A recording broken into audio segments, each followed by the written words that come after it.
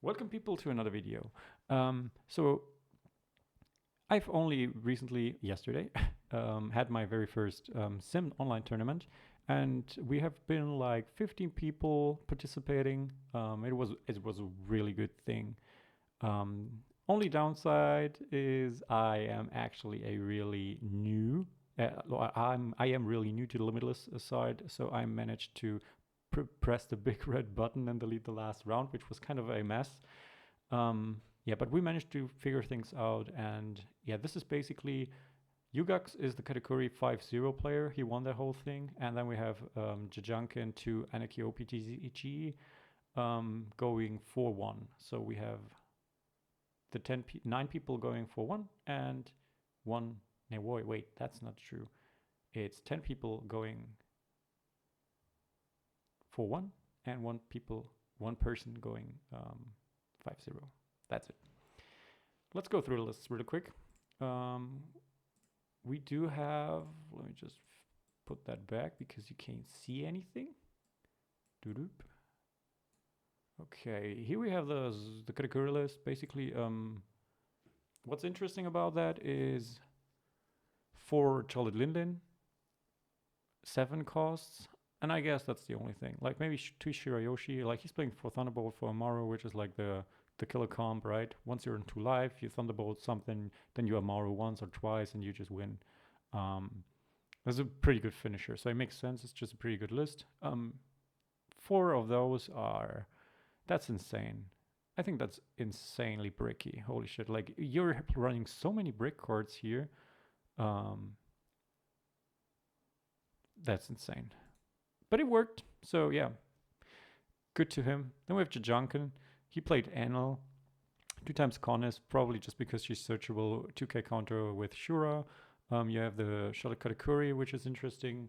Probably a good alternative to Ohm, because if you're going second and you have, if you're going second, your opponent swings into you, you're on 3 lives, so you can play the Rush Katakuri, look at your first life, see if you have whatever of those or this in your life, maybe a Shura, maybe a badge, maybe the crackle. Like you can find a lot of things in your first life and decide whether you want to keep it there or not.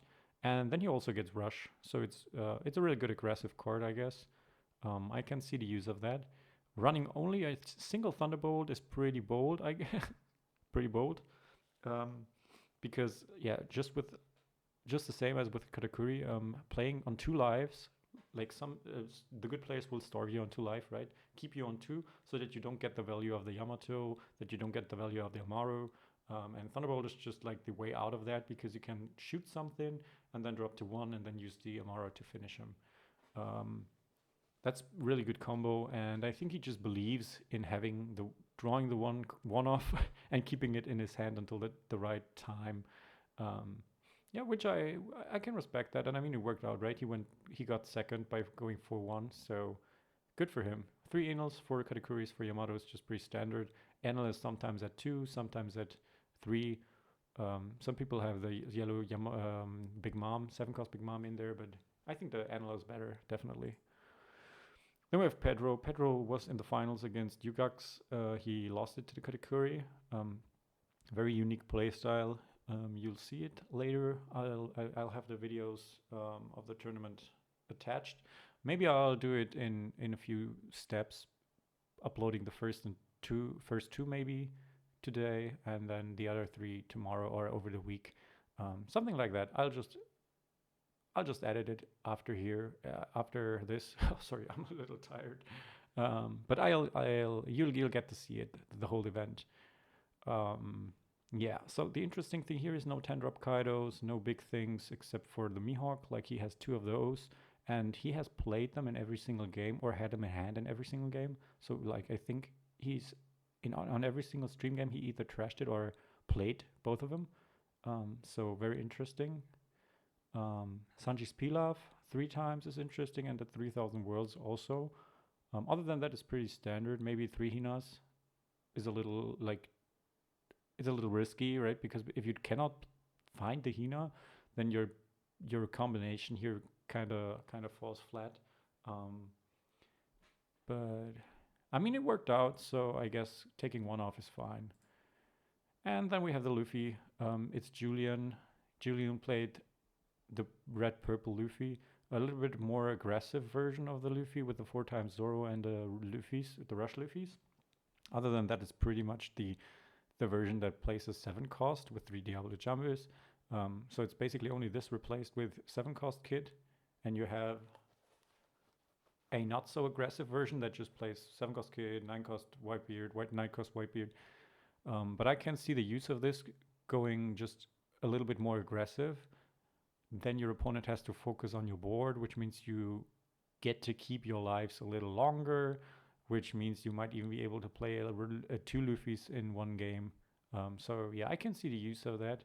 And I mean, he did go 4-1. He only lost the down pair in the very last round, which is the reason why we didn't play 6 games. So yeah, that's kind of unfortunate for him.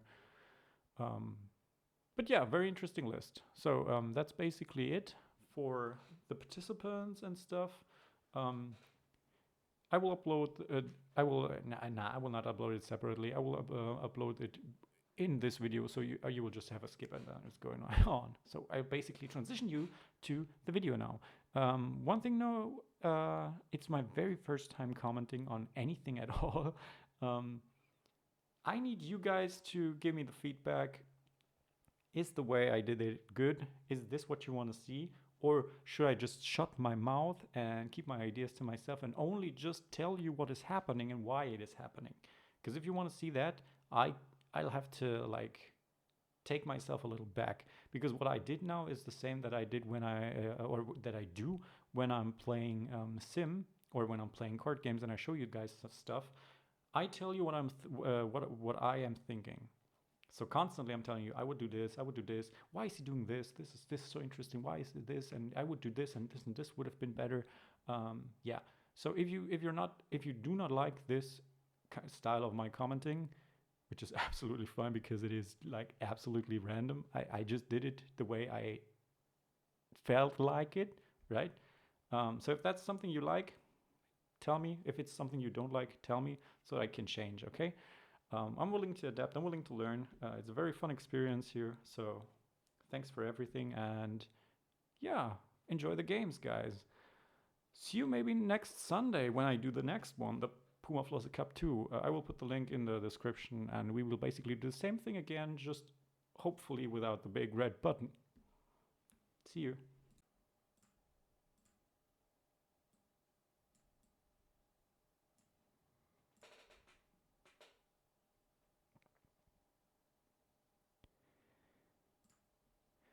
Okay, people. So this is this is the start for my video. We have started right off the bat with a Katakuri versus Sakazuki match, but as always, organization is kind of rough. So this is the very first game of the tournament. So these guys are both 0-0. Sakazuki Katakuri is basically the worst matchup that Sakazuki can hope for. The start is, yeah, sadly we didn't see the start. But as of now, let me just check a little bit here. Let me fix my thingies to make it a little more pretty. Yeah, okay, so we got Falling Moon and Kurashi, by the way. Falling Moon playing Katakuri, Kurashi playing Sakazuki. Okay, so Sakazuki swinging 5 for the Katakuri. Katakuri thinking whether it's a good idea to actually, he takes it and he gets another mom. Very interesting. Like Kurashi did go down 2 lives, so he just took the 2 lives. Yeah, his hand size makes it look like he took the first 2 lives without countering out of it. Which makes sense because I think that's something that you want to do against Katakuri because the big moms take away your lives anyway. So it's a good idea to just pick up the lives early and then... Oh, that's a good search. That hurts a little bit. The thing is, he would he should probably trash the life. Should he? I'm judging from outside my bubble, but if I were the Sakazuki, I would trash it because he will never get the 5 lives out of the Sakazuki ever again, and he'll be down to 1 life with the one mom, and he will be down to 0 lives with the second mom. This way, the second mom wouldn't have any effect. Like he would need to remove the 7-cost mom now and play blockers, preferably Borzolino or a like a 6k blocker that can take the 5k vanilla swing from the Katakuri next turn. But it doesn't look like he has it. Or maybe he just needs to math it out first. It's a very, very annoying matchup. The thing that the Sakazuki doesn't know is that Katakuri is very bricky. Like he has no hands, but he has the Exodia. Like he has no counter value except for the 1-2k, but he has Exodia. So even if once he gets down to 0 lives, which he eventually will, he will just, or to 1 life, or to 2 lives, maybe the Sakazuki like doesn't even get him to below the 1 life. He can always choose to Thunderbolt double Amaru, which is an auto win. So that's interesting. Like if he trashes the Thunderbolt, that opens up a little window for the Sakazuki player here. This is actually really weird. I'm not good at commenting, dude. I'm really not good at this. But I mean, we're learning, right? I mean, yeah, it's a pretty self-explanatory play, right? Countering out of that is bait, by the way. Like, you want to counter out of it because you want to keep your last life, but yeah. That's a tricky thing. Like, he has 4 cards in hand. Does he have the big mom? Does he have a second big mom? It's not that likely, right? Maybe it is. Maybe he searched for it right away. I don't know, because we missed that. Yeah. For the next one, we will definitely start right off the bat.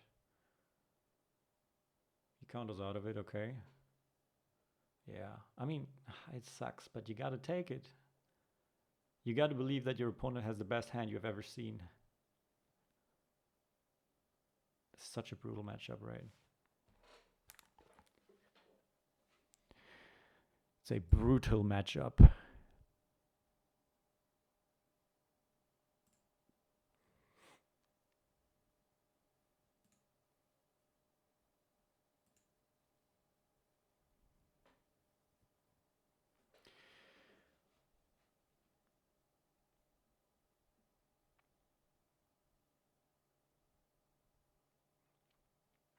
That's tricky. I mean, if you can somehow remove the 10-drop mom now, then you might stand a chance. But it does not look very good.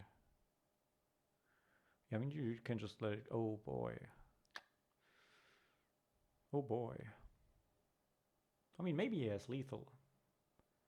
He just needs to get all 3 swings through, right? If he can remove the Brûlée with a Hellhound, then, and there's no badge in life, then things actually are really, really winnable here. Didn't even consider that. Didn't even consider the almighty all-in.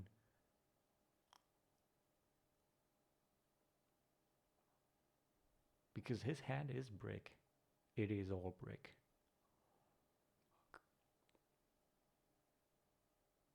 I mean, Sakazuki is the most overplayed deck at the moment, but I'm kind of rooting for the Katakuri, for the Sakazuki, what the hell. Because I know how painful it is to be in the Sakazuki spot, because it just feels so unwinnable at times. Okay, oh, he's finding the... Oh no! Oh no! Why did he do that? He didn't believe it. He didn't believe in it. He should have believed in it. But I mean, just getting a Thunderbolt is really basically nothing. Maybe he can actually clear the grandma, the granny. He's looking for an answer. The Great Eruption, okay, looking for another answer. Let's go, let's go. Fishing for it, fishing for it. Come on. I mean,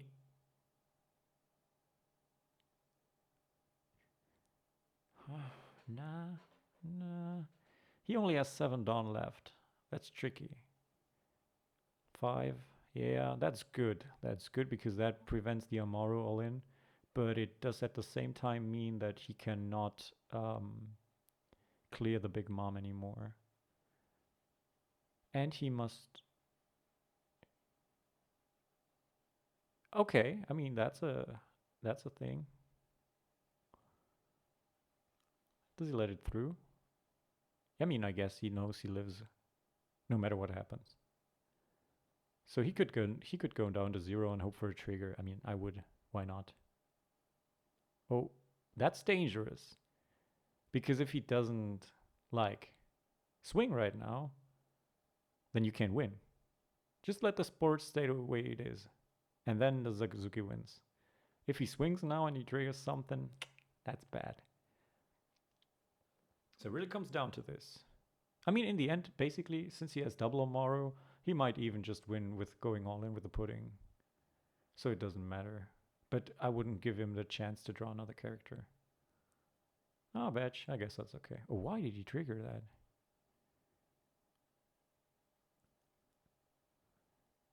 He doesn't believe in himself winning, huh? He doesn't believe in it. Yeah, you could easily go all in here. Double Amaru is 6, so your pudding is an 8. You give it 1 more, then she's on 9 for 7. Ah, no, that's not enough. That's not enough. 3, 9. I mean, you could go 9, 9, 12.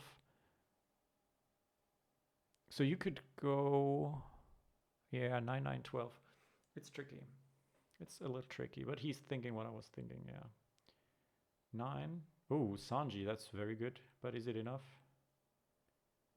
If he cannot counter out of this, then there's a very high chance of him just not having enough counter to win it. Unless he maybe needs a 2k counter and draws it right now. Because he needs 2k, 2k, 1k. So 3 cards. And Sakazuki is kind of bricky. Very exciting, actually. It's a very exciting matchup. If you can counter out of it, go for it, dude. With 7 Dawn, by the way, Katakuri has nothing left to play. He can't even play the Katakuri.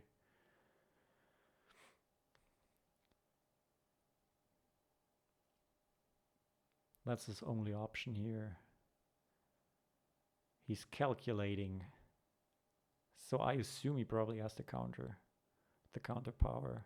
Yes, he has it. Very nice. 2k, 2k, 1k. I think that's the game. Unbelievable. I think the Sakazuki wins. Because the Sabo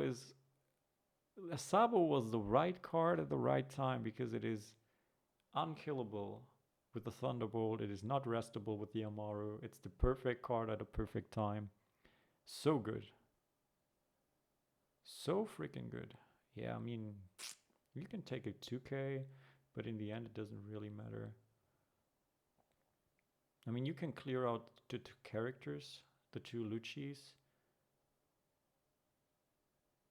but you would still need to pray for... Nah, nothing happens. No matter what he plays here, and no matter what he triggers in life. Maybe it's the 4th Amaru or the 3rd Amaru. He could gain another life and then a badge. And that would be pretty rough. I mean, he has a Sanji in there as well. You should go for Luchis now. Clear away the Luchis. Yeah, makes sense. Yeah, I mean, you gotta do it, right? You gotta do it. He will let it fall. Why would he use the blocker for that? Doesn't really make a difference. But that's 4 swings next turn. That's rough. He has only a 2k counter. And a Sanji in life.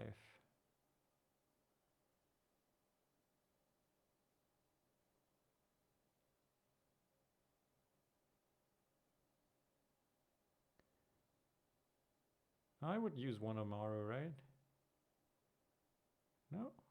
Okay. Yeah, I mean, okay, I guess you're on 8 anyways. So it makes sense to have a card more to threaten him countering out of it, even though it makes no difference because he has to go in all in anyways. So the thing is, there's 4 swings. You can count out of 1, maybe 1, if he swings poorly. Yeah, that's already the first taken. Trashing whatever Thunderbolt doesn't matter. I would trash the Thunderbolt because you can't use it anyways, but it doesn't matter. That's end. Wow, congratulations for Sakazuki. We love that. We love that. Disrespect him with a great eruption into Houndblaze. Oh, that would be so insane if that was the last 2 cards, by the way. I would be broken on that. Can't believe the Sakazuki lost with the Katakuri lost with a perfect hand. Like, that hand was so free, right? Because the only way he loses that is if the opponent plays if the opponent plays the Sabo, because he cannot use his Thunderbolt double Amaru combo. Insane. Insane. GG, dudes. Very cool. Okay, so next one is gonna be full length. Okay, guys, so you've seen the video. As I said, next one is going to be full length tomorrow. But for now, this is the Pumaflosse Cup number 2. Next Sunday, we're rolling again.